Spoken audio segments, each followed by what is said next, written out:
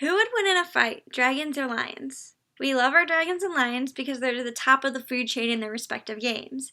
Dragons can take down giant yetis and mechanical golems.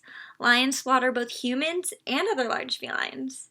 In the greater gaming world, we have ways of settling this with games like Marvel vs. Capcom or Smash Brothers, but there's no collab overlap between Lioden and Flight Rising. So, I've resolved in charting the two species in a field of categories with what I consider a clear winner. We see the true strength of a species when they're taking on their rivals. The lions we play as on Lioden are male and explore individually, while dragons fight on teams. A lion who just became an adult can take on and slay another adult lion as level 1. On the other hand, a level 1 dragon can get knocked out by a leafy moth if it's fighting solo. But if you put 2 or more dragons together, they become a team that plays off of each other and can take on enemies higher level than they are. Considering a level 1's ability to take on all kinds of adversaries, I'd say that in this category, they trump. But if we're going to present a real argument that accounts for the different nuances of the games, we can't stop with the battling feature. These creatures can accrue skill points and level up.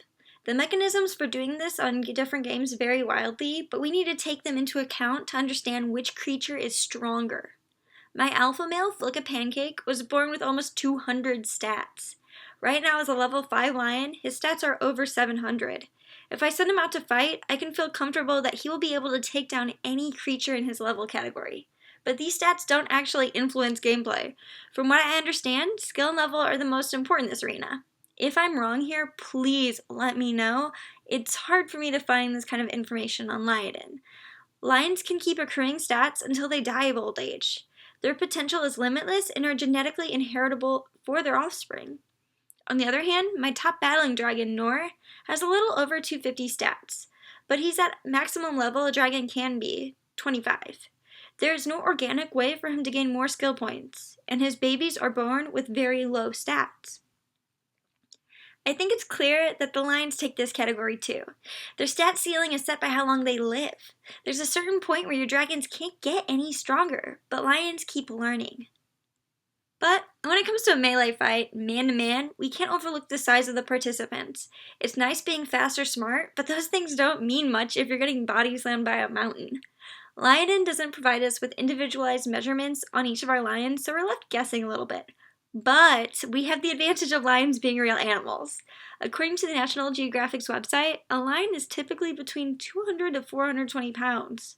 Flight Rising does give us specific measurements, and Nor, my sapple dragon for this argument, weighs in at 800 kilograms, or roughly 1,760 pounds. So if Nor were to body slam Flicka Pancake, it's safe to say that Flicka Pancake may experience some discomfort. We don't have to stop at weight, but this result happens all across the board when we're discussing their physical manifestations. So physically, the dragons would win.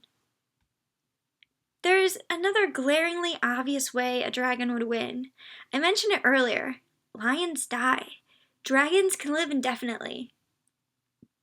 As long as they're both being fed at a steady rate, all a dragon would have to do is live longer than the lion. I admit this is a pretty gruesome perspective, but it doesn't even have to be complete game-removing death. Lions lose energy after every fight, and it takes time to regenerate this energy. Dragons can regenerate energy by eating or using potions. So even in the position of stamina and getting knocked out, dragons would win. When it comes down to it, I usually say that one-on-one, a lion would win. But since dragons are pack animals, that one-on-one battle probably wouldn't happen. And having healer dragons makes that argument even more complicated. When you start to factor in female lions as the primary hunters, the argument gets even more convoluted. So, what do you think? Am I totally wrong judging level 1 dragons on their ability to get slaughtered by leafy moths? Is it a complete injustice that I didn't factor in Neopets? I mean, Scorchios are pretty much like dragons. Leave a message below with your game username and ID number, and you can win a dragon or lion in my first ever weekly giveaway. Thanks for watching. You can help me out by subscribing to my channel if you like this one and to see more like it, and liking the video. Thanks!